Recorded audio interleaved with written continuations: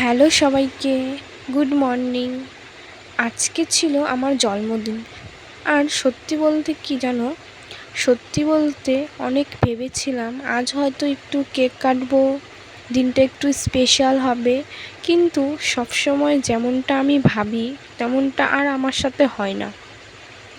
আর আজকে ছিল বৃহস্পতিবার, তাই সকাল সকাল ঘুম থেকে উঠে আমি প্রথমে ঝাড়ঝাঁটা দিয়ে দিচ্ছিলাম, তারপর ঘর মুছছিলাম। আর তোমাদের সাথে কথা বলতে বলতে আমার ঘর মুছাও কমপ্লিট। আর এখন আমি করব স্নান। তারপর দেখো আমি স্নান করে চলে আসলাম, আর একটা আমি মুখে তাড়াতাড়ি করে ক্রিম মেখে নিলাম। আর এখন করব আমি পুজো। তার জন্য দেখো সমস্ত কিছু আমি জোগাড় করে নিচ্ছিলাম।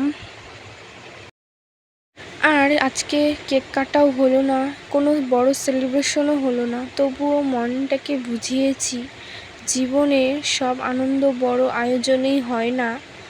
ভগবানের আশীর্বাদ নিয়ে আর নিজের কাজগুলো করেই আজকের দিনটা কাটিয়েছি। আর ভাবলাম আজকের দিনটা যেমন ঠিক তেমনভাবেই আপনাদের সঙ্গে শেয়ার করি। আপনারা সবাই আমার জন্য আশীর্বাদ করবেন যেন আগামীর দিনগুলো আরও ভালো হয়। আর আমার জন্মদিনের এই ছোট্ট গল্প আপনাদের কেমন লাগলো অবশ্যই কমেন্টে জানাবেন। ভালো লাগলে লাইক, কমেন্ট, শেয়ার করে পাশে থাকবেন। টাটা।